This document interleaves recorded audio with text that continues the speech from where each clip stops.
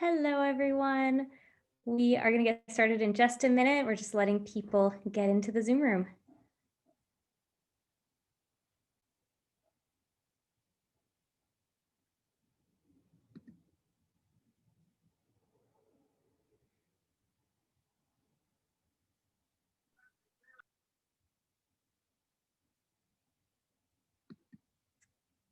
For those of you just joining us, we're going to give everyone just a few minutes to get into the Zoom room, and then we'll go ahead and kick this off.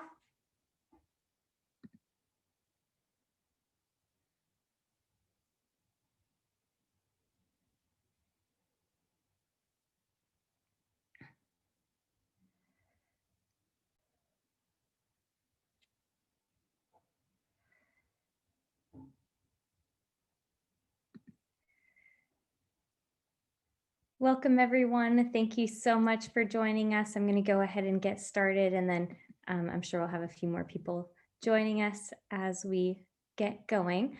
Thank you all so much for joining us today. My name is Jamie Beck, and I'm the President and Managing Attorney of Free to Thrive. And we are here to screen the Starfish film and talk about the criminalization of human trafficking survivors. I will be your moderator today, and we have an incredible panel that will be joining us. But first, before we go to our panel discussion, we are going to screen the Starfish film. So this film was produced by False Heart Productions, and we teamed up with this production company to create this film. And this film is a dramatized film. So this is a fictional story. However, it's really based off of the true stories that we do here at Free to Thrive, but it's not any one survivor story. It's more a collection of many different people's stories. And we decided to produce this film to really help the community understand how human trafficking survivors are criminalized. We at Free to Thrive help survivors of human trafficking with their legal needs. And one of the things that people are often don't know is, why do survivors need lawyers? What kind of legal help do they need? And one of the primary areas that survivors need legal help is with clearing criminal convictions. And this film is really aimed at helping all of you members of the community understand what it is that we do at Free to Thrive and why we do it through this fictional story of one survivor. This film has already been selected for and has won awards at many film festivals around the world. This is actually a very short list. It goes on, but we can't fit them all onto a slide. So this will give you just a sense of the global impact this film is having and how far it's reaching, which is really, really exciting. So with that, I'm going to explain to you how we are going to screen this film. So for anybody who has tried to show a film on Zoom, you know that sometimes the quality is quite choppy, and we really want you to get the full benefit of this film and to be able to see it in a high quality. So we're going to do this a little bit differently, so bear with us. What we're going to do is we are going to send you the link of the film, which I'm going to send right now. And there's a password that goes along with the film.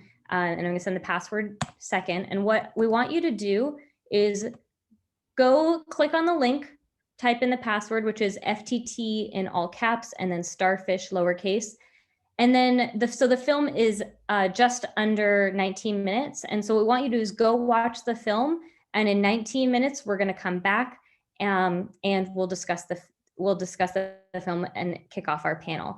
If you have any technical difficulties at all, you can type into the chat that you're having problems. We'll be here to respond to you. We can always get on the phone and walk you through it, but hopefully you should just be able to click on the link and go watch the film and come back in 20 minutes. So go ahead and do that now. Enjoy the film, and we'll be right back here in 20 minutes. Thanks so much.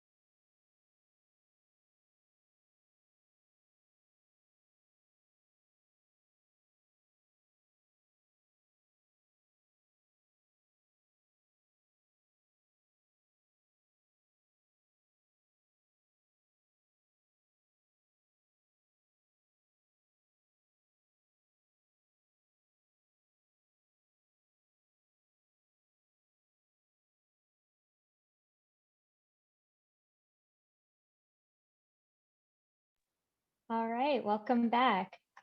I hope everybody enjoyed the film. Feel free to put any thoughts into the chat and share with the rest of the group, any initial thoughts you had about the film um, as we kick off our panel discussion. And just so you know, we do have the Q&A and chat open, so feel free to use the chat just to share any thoughts you have. And then you can use the Q&A to ask any questions of the panel, and we'll be happy to answer your questions. We want this to be interactive. We have questions already pre-selected for the panel, but also we really want to know what questions you have. So feel free to even now start asking questions, and I will be sure to include those in the questions that we ask of the panel so that we can have this be as interactive as possible. So while you all are thinking of questions to ask the panel, I want to go ahead and introduce our esteemed panelists. First, we have Erin Hiltz, our staff attorney and Open Doors Vacatur Program Coordinator at Free to Thrive. Next, we have our Client Liaison and Community Outreach Coordinator, Dion Sales McKinney. And finally, we have a case manager from Generate Hope, who we work really closely with, Wheeler Krim, who's joining us as well to share her perspective working directly with clients at Generate Hope. And with that, I'm going to go ahead and kick off our panel. So first, I'd like to ask both Wheeler and Dion, and Erin, feel free to add in. And I'll go ahead and ask you first, Dion, and then Wheeler, you're welcome to jump in as well. One question that viewers of the film may ask themselves is, why didn't she leave him sooner? Or why didn't she tell a judge she was being coerced into pleading guilty? Can you tell us a little bit from your perspective working with survivors about why she may have made the choices she did? Thank you, Jamie, and thank you for inviting me to participate in this panel. I'm so excited to be here. Why? We ask why for a lot of stuff, right? But unless you're a survivor, you really could not understand her thought process at that time. But if you look back or you think about the film, which is amazing, if you think about the film and you pay attention or you just reflect back on Iris's face during the whole process, you will see the fear, you will see the threats, and those threats are very real to them. We have no idea how long Iris was with him. So we have no idea how much abuse she's received from him. There are so many layers to the trauma that she has experienced with him. And he not only threatened her, but he threatened her family as well as her daughter. Keep in mind, her daughter was also his daughter, but in that moment, he made it about her. Traffickers are skilled manipulators, and some of the things that they say, and they've had the opportunity. One of the things that you think about in the film, when they were arrested, what happened? Did they put them in two separate police cars? No, they were both in the back of the same police car. And if you remember seeing her face, and imagine if he said what he said in the car, imagine the things he was saying on the way to the car. We know for a fact he had 2 strikes, 3 strikes, you're out. We also know there was a gun in the car. She didn't even know that. The scary thing is that in this film, you saw Iris's father, but that's not always the case with survivors. A lot of them, it stated that she was a runaway. So they don't always have the support. So their trafficker or abuser has become someone that they love. And we've all been in positions where we've done some funny stuff for love. And if we had later on to think about it, it may have changed some of the decisions we made. But as a survivor, they feel like that's the only option. That's the only person that love them. And because of their trauma, it is it is very hard for them to break free of. And I am glad that Free to Thrive and our community partners take the time to walk with them through this process. Thank you, Dion. Wheeler, do you have anything to add to that? Dion, I don't know how to follow that. And thank you also, Jamie and the team, for having me. I'm happy to be here with you all. I think that Dion touched on a lot of really important points. I think about this film and how beautiful it was and how wonderful a job it did of explaining a lot of the situations that we see as people who work with survivors. But I also think about the backstory to Iris's story and what we don't know, and how much that most likely impacted her decision making, how it impacted just her relationship with her trafficker. He likely started out as a romantic partner, as she mentioned, and that's all it was at first. And it was somebody that she could be safe with, that could provide for her and take care of her. And then, it turned into, unfortunately, something so much more traumatic than that. And there's just so many layers of what we call complex trauma involved with a relationship like that. And this is a situation that we see often with survivors we work with at Generate Hope.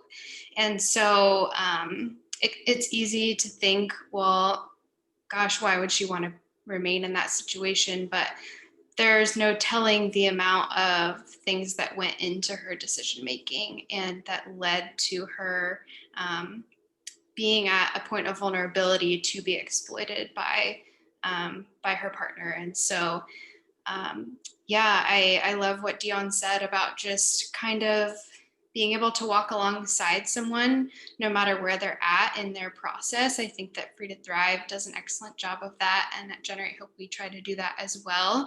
And to kind of recognize what people have been through and to say, okay, we want to move forward from there. We don't want to focus on why this, why that, but we want to focus on moving forward and helping with the healing process. So. Those are really excellent points, Wheeler. Thank you.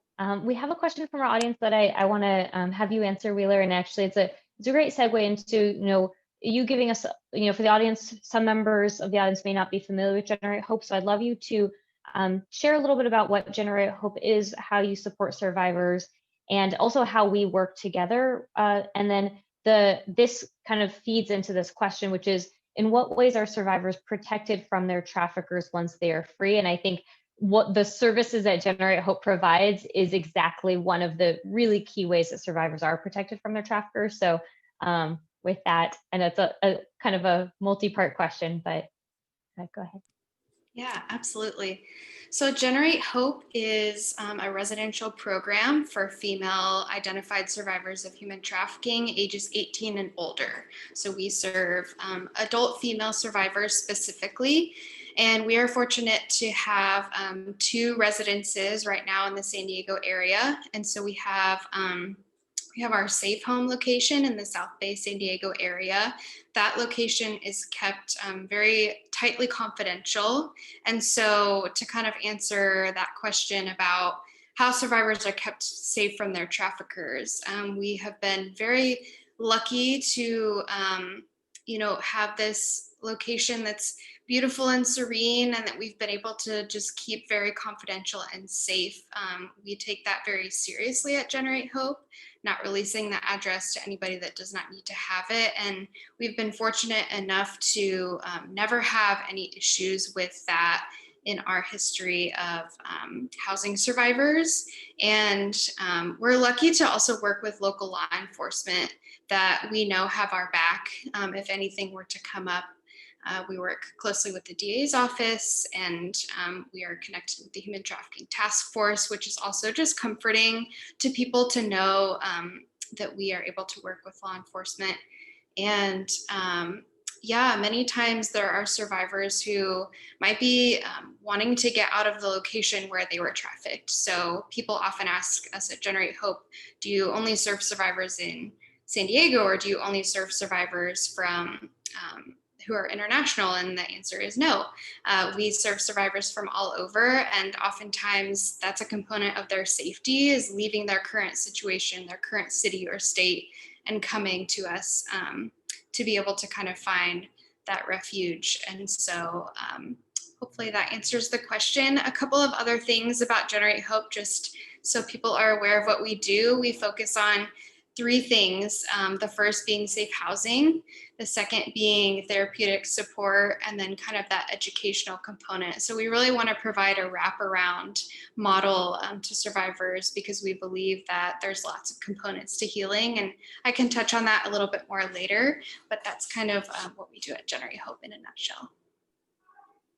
Thank you so much, Wheeler. And, Generate Hope has been such a critical partner of Free to Thrive. In fact, we piloted our mobile legal clinic at Generate Hope, was one of three locations where we launched our services. And, I actually was a volunteer at Generate Hope prior to starting Free to Thrive, and really working with the survivors there is a key part of my path to this work, and wanting to start a nonprofit to help survivors with their legal needs. And I've seen so many survivors come through your program and seen where they started and where they are now. And it's just absolutely incredible to see the growth that they go through as part of residents and graduates of your programs. So just very grateful that you and your team exist to help survivors, and that we get to partner with you.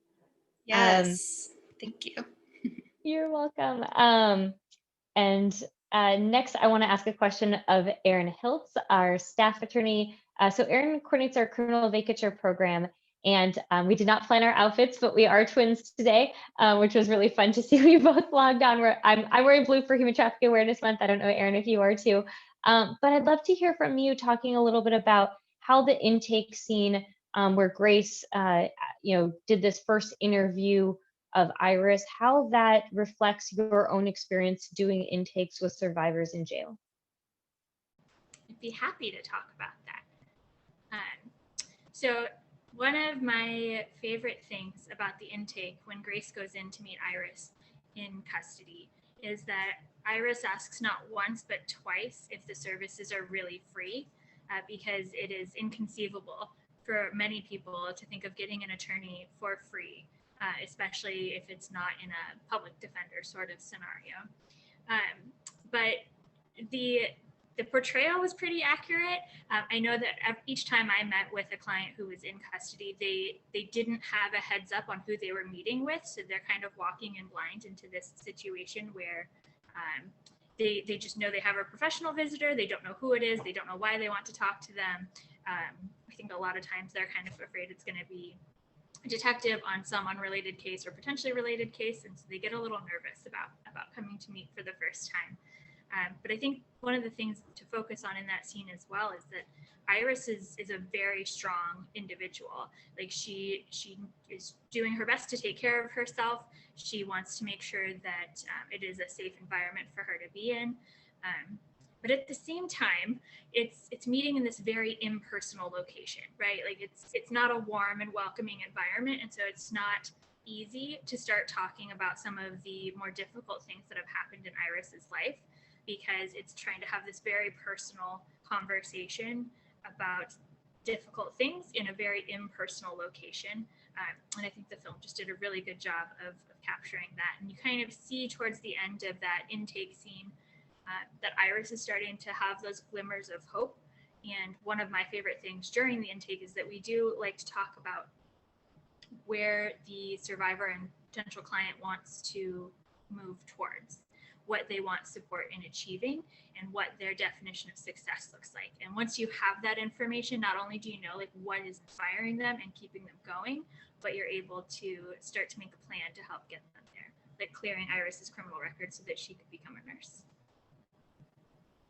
Excellent, Erin. Thank you so much. That's it's so true, and there's so much to unpack there. And the filmmaker, director Alicia Buckner did an amazing job of really capturing that. I think one of the things that I really appreciated was that Iris is so strong, right? She's not, our clients are not these, these poor victims. No, these are strong survivors. These are thrivers, and really capturing that was really important to reflect, how we see our clients and how we want them to see themselves.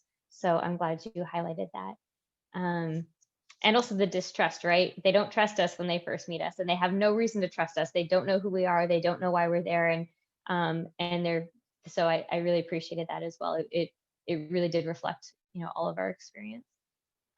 Dion, the next question is for you, but of course everybody else is welcome to chime in. And before I ask the question, just reminding our audience that you're welcome to both, share your thoughts in the chat so you can be a part of the conversation as well.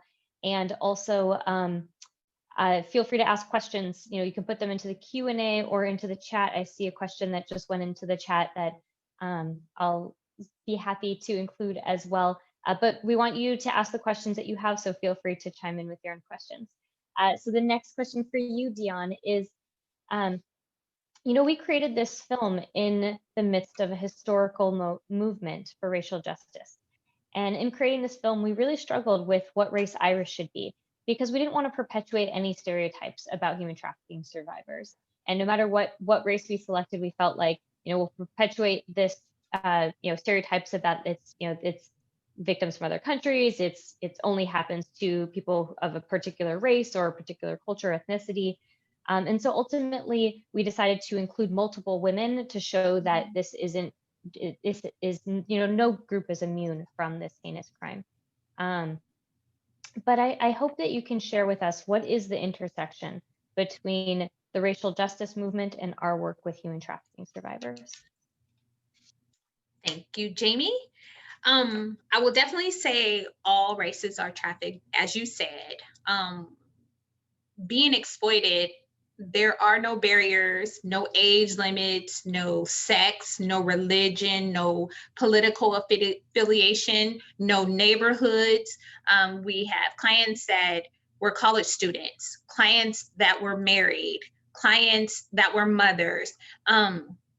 There is no line that a survivor gets in and says, pick me, or their vulnerabilities lead them to where they are exploited. But we all have different vulnerabilities. But one thing I can say, especially for our client population, is most of them are women of color.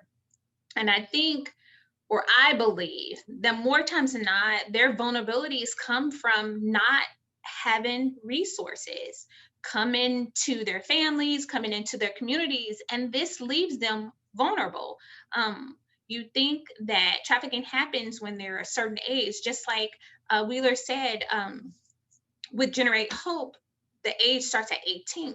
But we know nationally, trafficking victims can be as young as 12, and we have different community partners that work with that age group. But when it comes to women of color, the challenges are a lot greater. For whatever reason, it just seems like, I believe it has more to do with their poverty level. I believe that a number of them have issues with family abuse, generational issues, interracial issues, and all of this adds to the trauma that they experience as a survivor. And we like to call them survivors because they're out of victim stage. We are walking with them and encouraging them. And just like Erin said, we ask them what their goal is. And we work towards giving them resources that will help them achieve those goals. And when they get to that pause moment, as we all do, we are fortunate enough, because we're walking alongside them, to remind them of what their goals are and how much they've achieved, such as this. If you remember in the film, what did the judge say? He commended Iris for what she had done. When she got her sentence, it was for 786 days in jail and 3 years probation. And think about it, she did nothing. However, during that time, she worked her butt off, that eventually, and you guys didn't get to see this, she became a nurse. And she got her records vacated so she could eventually be able to take care of her daughter. Thank you, Dion. Erin, Yes. Looks like you have something to add. Go ahead. I do. So I just wanted to add, because I know that there's a common misconception that human trafficking means people who are moved illegally over the border. And so there's this thought that human trafficking, sex trafficking, labor trafficking is only happening to people who are not citizens of the United States. 97% of our clients are citizens of the United States, and they come from a variety of racial and ethnic backgrounds. But one of the things that we have noticed a distinction is if there are 3 people in a car and there's 2 survivors of sex trafficking or victims of sex trafficking at that point and their trafficker. If one of those victims of trafficking is a woman of color, she tends to be criminalized at a much higher rate. And they see the typically white trafficking survivor or victim as a victim. And so California has come quite a ways in realizing that criminalizing victim, like being a victim of something, is not the right way to approach a problem or to support victims and survivors of crimes. So that is just a point I wanted to touch on, is that even though it happens to women, men, children of all race and ethnic backgrounds, the criminalization of their victimhood tends to happen at higher rates in people of color.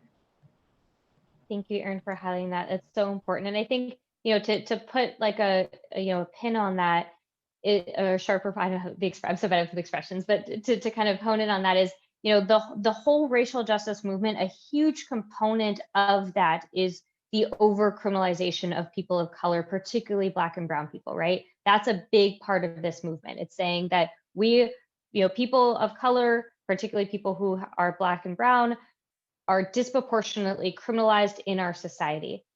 The point here that you're making is that survivors of color are also disproportionately criminalized. So I just want to really hone in on that. We see that in our client demographics, and we see that in the stories that we hear from our clients. We have heard a number of stories from clients that we very much believe that if this client was white, she would not have been prosecuted for the crime that she was prosecuted for.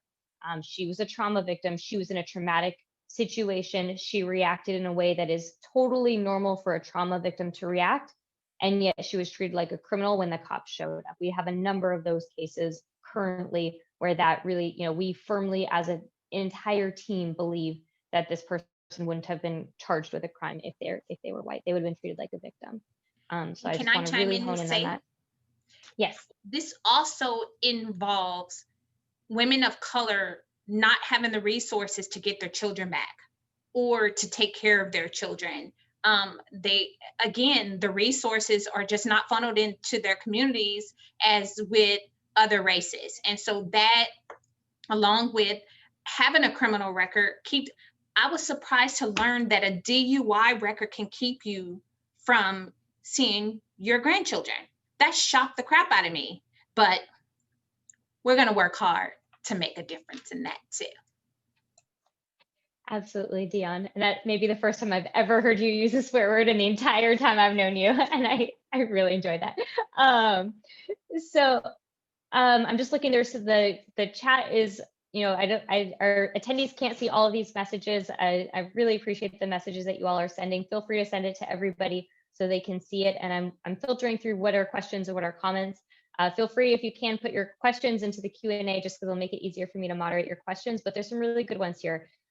So one is from Karen Hill, who asked, how long are survivors able to live in the safe house? This is for Wheeler. How long are they able to live at Generate Hope? Is there someone to help them find a job or further their education? And is there someone to help take the blame from themselves? That's a much harder question to answer. But Wheeler, if you could take it away. Absolutely. Yeah, thanks for these questions. So at Generate Hope, we don't have necessarily a specific timeline on our programs. I would say average length of stay is around a year to a year and a half for people. But our program is really individualized for each and every survivor as they come in, because everyone's at different stages of recovery, right? And so sometimes we have survivors who are coming right out of the life. That's how we refer to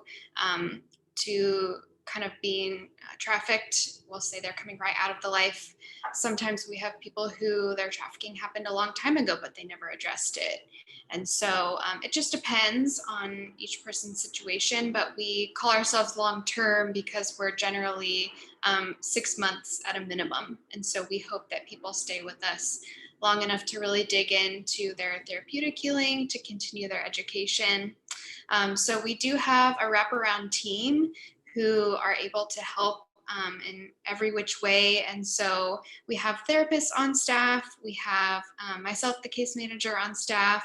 We have a couple of our team members, I think, on this webinar right now. So I'll give some shout outs. But in terms of finding a job and furthering education, we have our wonderful academic specialist, Andriana, and she helps them kind of figure out where they're at in their educational process, do sort of an education history intake, and then she helps them take next steps. So whether that's getting into community college and then maybe transferring to university, it could be vocational school training, could be a number of different things. Some people just want to jump right back into work, and that's great too. So we definitely are there to walk alongside them with those things.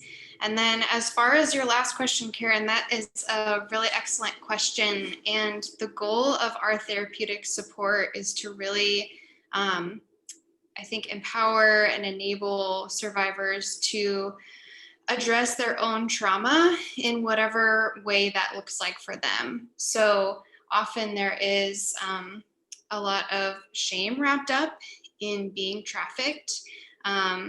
Self-blame is pretty common.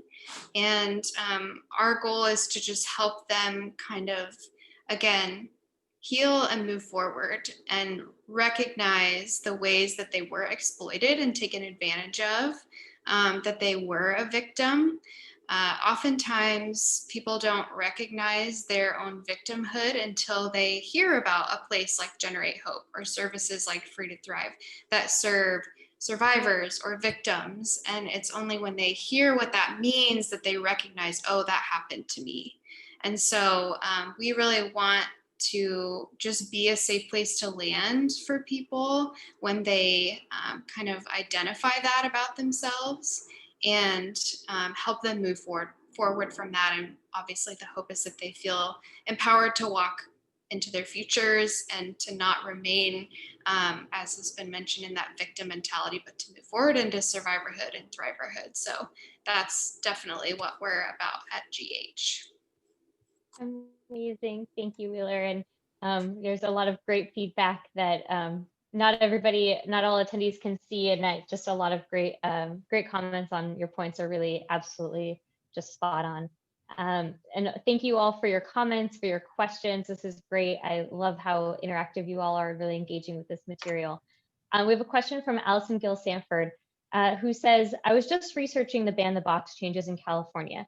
Can you elaborate on which jobs survivors can't get before their records are cleared? And I'm going to ask this question of Erin, and first I'm going to tee it up with just a little explanation of ban the box so that people understand how it works, because I think there's a little bit of a almost like the name makes you think that employers can't ask anymore about your criminal background, and I wish that was the case, because anybody who served their time, my personal firm belief is that the entire concept behind serving your time and re-entering society is that you have repaid your debt to society and you should be able to move forward with your life. But unfortunately, that's not at all how it works. Once you have a criminal record, it becomes very hard to re-enter society. And the way that ban the box works in California, that term, what that means is there was this law that was passed. I actually can't remember if it was a law or a ballot measure or both, but ultimately what it said is that the goal was to say employers cannot ask you about your criminal record. And so it said ban the box, and the box being that box that employment applications often have, saying, have you ever been arrested for a crime, or have you ever been convicted of a felony? They kind of word it in different ways depending on the employer. And now the rule in California is you can't ask those questions in an employment application. Now here's the catch though, is that employers absolutely can ask it. They can make an offer of employment contingent on a background check. So they can't ask in the application phase. They have to interview everybody and give them an opportunity. But if you get the job, they can run a background check. And the only rule around that is that they have to have a legitimate business reason for doing so. And if you think of any business and any crime, you can pretty much come up with a legitimate business reason why you wouldn't hire somebody because they have a criminal record. Anybody in the medical profession can't have any sort of drug crimes. People in retail can't have theft crimes. So with that kind of preface, Erin, could you tell us a little bit about what are some of the jobs that survivors can't get before their records are cleared, and also explain, what vacature is and how it allows them to get those jobs? Absolutely. And this is a great question, Allison. I know you and I have emailed before, but there's my face. You can see it now. Which is just always exciting when our volunteers get in touch. So with respect to the jobs that they can't get, as Jamie mentioned, there are a lot of legitimate business reasons that you wouldn't want somebody with a drug charge to be working in a hospital or a dental office or as a dental hygienist. And typically jobs that require certification like that, during the certification process, the client will get rejected if they have these items on their background, because part of the certification process, much like passing the bar exam, is some kind of moral character background check sort of scenario. But then, as Jamie also mentioned, with respect to retail, you wouldn't want somebody with any kind of theft charge on their record, even if they were stealing something that they needed desperately in order to be able to eat food that night because they didn't want to have to sell their body. And it goes kind of beyond retail. Anywhere that anybody is processing finances or charging somebody anything would have that limitation.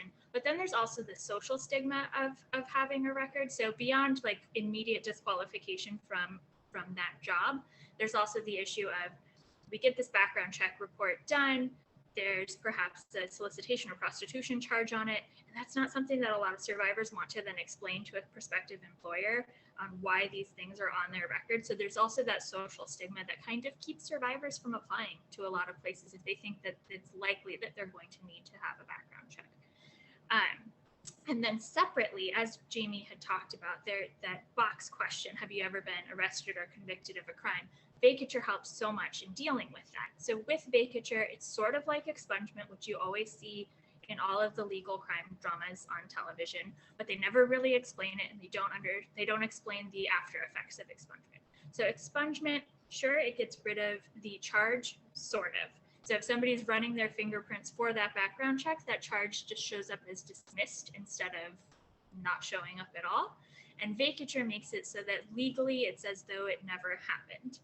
So we have our clients who, after some very diligent follow-up with the DOJ, various police departments, and a lot of courts, they run their fingerprints and it just comes back clean like a newborn baby. So they have nothing on there that they need to explain to anybody.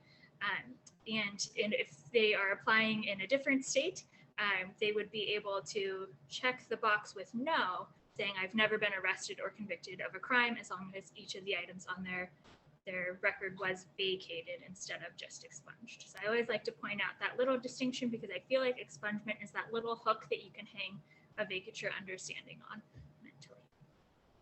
Thank you, Erin. And just one thing to add to that, and Deanne, I see you want to say something. I'll get to you in just a second. I see you're like, yes. One thing to add to that is one of the other key distinctions between vacature and expungement is expungement does nothing to help you with licensed professions. It is having a criminal record is going to be a barrier for pretty much any licensed profession. No matter what, even if your record's been expunged, you have to answer yes to all the questions. Have you ever XYZ? Vacature, in the statute, it expressly talks about licensed professions and says you can say, no, I don't have a criminal record, even with licensed professions, which is amazing. So it's a huge door opener, because many of our clients, they want to go to law school, they want to become nurses, they want to go into real estate. All of these professions are completely barred until they can get their records vacated. Dion, what would you like to add to that? If I may chime in, both of you guys did an awesome job, but I will also say that with having a criminal record, it's not even just the big jobs. We have clients that want to walk a dog, and because of a background check, they cannot. We have clients that want housing, even affordable housing, cannot get the place because of, or educational loans. bank accounts. So there are so many limitations to having a record related to trafficking that can challenge a survivor from moving forward. But that does not stop us from figuring out how to make that no longer an issue. You want to become a housekeeper? That might not be where I want to go, just like Erin doesn't want to go to 7-Eleven. But if that's what she wants, that is what we aspire to encourage them and empower them to do what it takes to get there. Thank you, Dion. Wheeler, my next question is for you. In your role as a case manager at Generate Hope, you often help those that you work with navigate the legal process. Can you tell us a little bit about what this process is like for survivors from your perspective? And I'm speaking both of vacatur, but we have a lot of different legal needs that we help our clients with. So feel free to not just think about vacatur cases. Yeah, and Dion and Erin already touched on so many good points that I was thinking of, because folks' criminal records are often barriers to pretty much everything that we're trying to help them with at Generate Hope, which can be so frustrating. And so everything that you guys talked about, continuing your education, being able to take out loans or receive grants for that, getting a living wage job, finding long-term safe housing, all of those things. If somebody's going to run a background check on you, things are going to come up that are going to prevent those things from coming to fruition. And so, what we get fired up about is survivors who are choosing to dig into their recovery. They're ready to contribute back to society. They're ready to do meaningful things with their lives and become nurses, become cosmetologists, child psychologists, peer support specialists for other people in recovery, motivational speakers, veterinarians, naming off things that people are actually working towards right now. And the challenging thing about all of these legal issues is that they can prevent those things. And so oftentimes the process of addressing them, it's long-term. It can feel slow, especially during COVID. It can feel like it's just one baby step or one phone call at a time. But thankfully, working with Free to Thrive, I think the biggest thing about being able to work together is just offering survivors that support that they need to be able to persevere through the process, because it's long and complex. It's different for every single survivor. So no two people have the same story or the same record.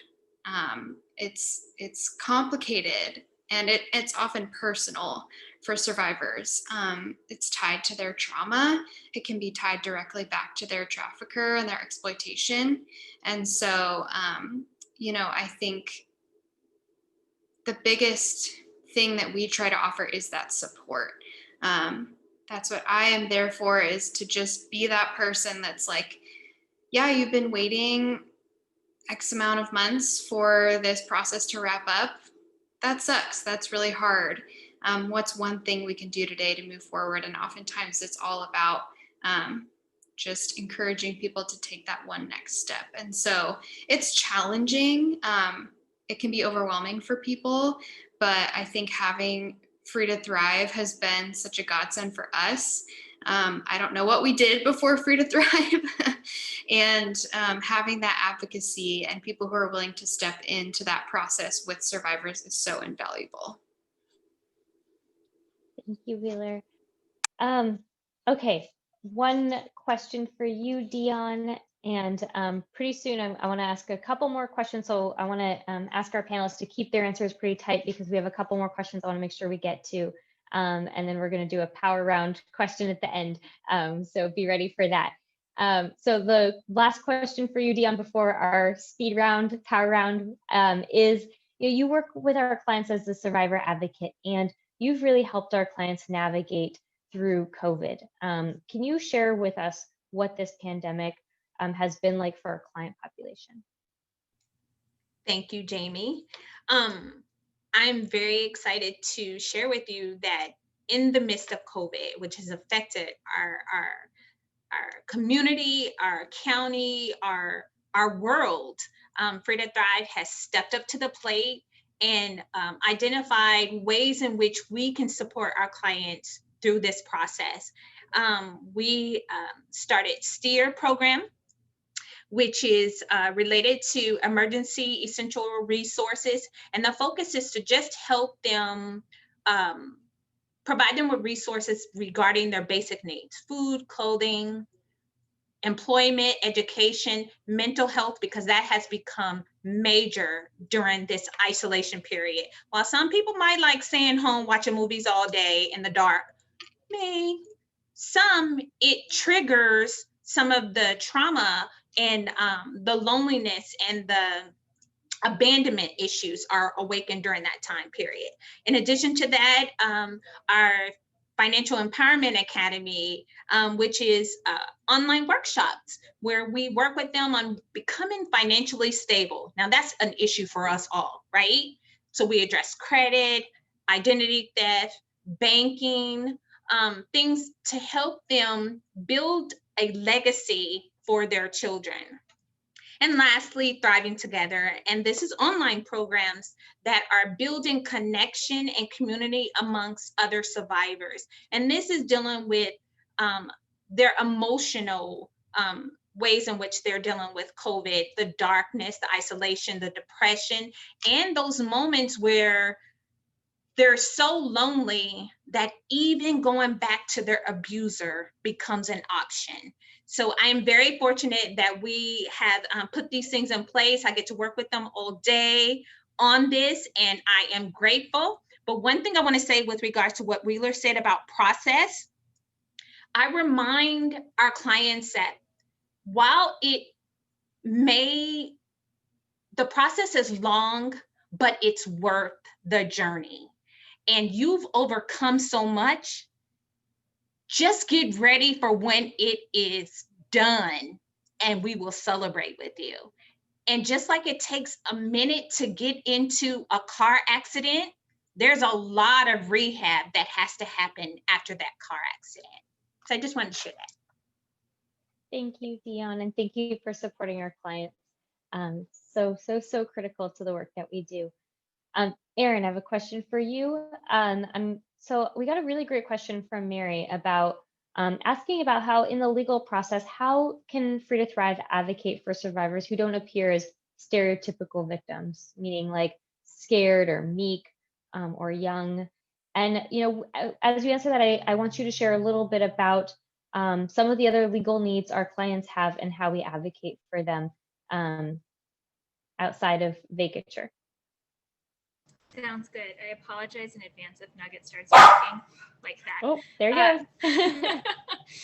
Our clients face a variety of legal needs outside of vacatur, although we did focus on vacatur in this particular movie because it is such a pressing need for so many of our clients. But one of the things that doesn't get addressed in this movie, and perhaps will get addressed in a sequel, is that Sam is still the trafficker's child as well. And there's going to be a custody fight at the end of this movie. We don't see it in here because you're constrained by the limits of a short film, but there's going to be a custody fight. There's likely going to be some kind of restraining order that gets put into place because we know that he's been violent to Iris in the past. Those are two really big things that come up in most of our cases, I would say. But then there's also legal needs such as wanting to change their legal name, wanting to change their gender marker on their various pieces of identification. It's going to be helping out with open warrants that are in various jurisdictions. It's going to be helping out with trying to get restitution taken off as one of their pressing legal issues.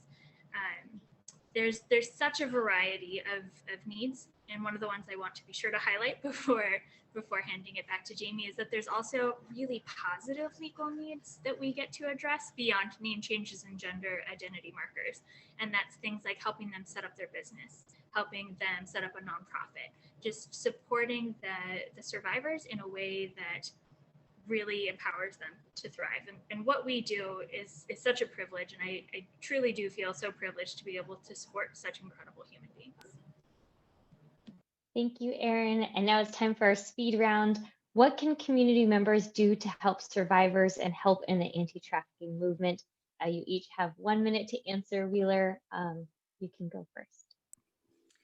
Yeah, I think at Generate Hope, we love our volunteers. And during COVID, we have restrictions on that, but there are so many organizations locally and broadly that are looking for support practically, who are, quite frankly, fundraising. COVID's hit us all hard. And so, if you feel that tug to be giving to an organization of your choice, that's always an option. And I think just educating yourself and educating those around you is something that we're so passionate about. And so spreading your knowledge of trafficking and the reality of it to those that you know, so that other people want to get involved as well. Thanks, Wheeler. Erin. I had to unmute myself.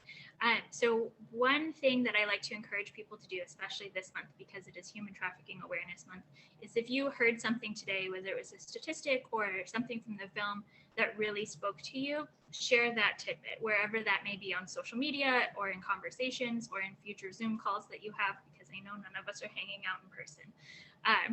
And it's just helping to spread that awareness and start that conversation, because it's a frequently misunderstood issue that faces our society. And if the more people are talking about it, the better. And of course, to echo what Wheeler said, donate time, donate money, and just find an organization that you believe in and get involved. Thanks, Erin. And last but certainly not least, Dion. I echo everything that was said, and I also want to remind us to practice empathy and respect. Survivors do not need to be shamed or judged. They need to be supported. Both Free to Thrive and Generate Hope do an amazing job of supporting survivors. And we welcome support, whether it's donating gas cards, donating grocery cards. But I want to leave you with this thought. Imagine a world where all irises are free to thrive, and together we can make that happen. Just like Free to Thrive and Generate Hope and our many other community partners that are a part of our STEER program, that are a part of our financial empowerment program, that are a part of our Thriving Together program, are working together in this ugly fight against human trafficking. And we invite you to join us. Thank you so much, Dion. Always have to give Dion the last word because it's really, really hard to speak after Dion. So I just want to, as we wrap up, I want to continue to encourage our audience to engage and be a part of our work. And I want to share with you that we do a lot of trainings. We actually have on our website, freetothrive.org/training, you'll find all of our current and many of our past trainings. And we have one coming up next week with, it is being taught by Dr. Brittany Greenbaum, who, for those of you who have attended our past trauma trainings, is an absolutely incredible speaker, trainer, and expert on trauma, and is going to speak specifically on the topic of her dissertation, which is the mental health impacts of human trafficking, and really take a deeper dive into that. So really hope you can join us for that. And here I'll just leave our contact information should you want to or want to connect with us. And I apologize, I didn't put Wheeler's contact info, but if you'd like to connect with Wheeler, you're happy to reach out to us and we can connect you directly to Wheeler and Generate Hope. And also please check out our website and follow us on social media. And thank you for joining. We really appreciate you spending your evening with us, particularly in honor of Human Trafficking Awareness Month. And we hope to connect with you very soon. I hope you have a wonderful rest of your evening and take care. Bye-bye.